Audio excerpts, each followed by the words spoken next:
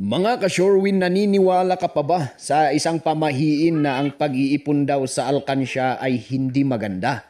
Ayan, ayon sa kanila, pag nag-aalkansya ka daw ay meron kang pinag-iipunan na pagkakagastusan na hindi maganda. Ayan, so kung ako po ang iyong tatanungin, ka-Shorewin, ano ay hindi na tayo naniniwala doon. Ever since naman hindi tayo naniniwala doon.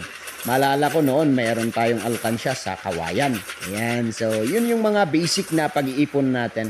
And syempre, ayan, dahil nanonood na rin tayo kay Sir Chinkitan. Ayan, pasyalan nyo yung kanyang page sa kanyang YouTube.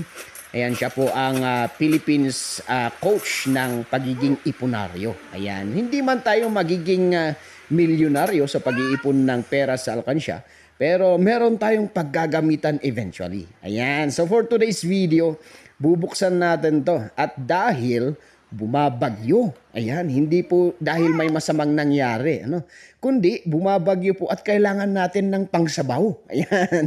So meron naman tayong ipon sa cooperative natin sa Bamapcom, ano? At napakaganda yung offer sa atin ng Bamapcom na cooperative. Ayan, kung gusto nyo po, ayan, message nyo po ako. Ayan, so kung paano po maging member ng Bamapcom Cooperative. Ayan, so mas pinili natin buksan yung ating maliit na alkansya at bilangin kung magkano nga ba ang laman niya.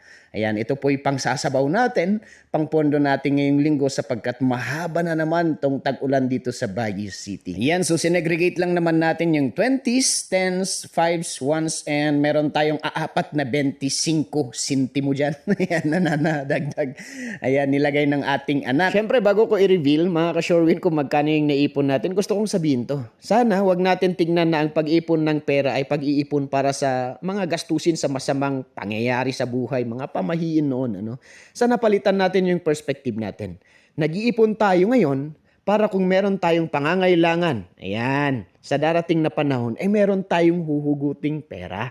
Sana ganun yung perspective natin, mas maganda po nating tingnan. Mas nagkakaroon pa tayo ng eagerness para mag-ipon ng pera. O, di ba? Ayan, so for today, ang naipon po natin sa maliit na alkansya na yan ay tumataginting na 2,400 pesos. Ayan, so maraming salamat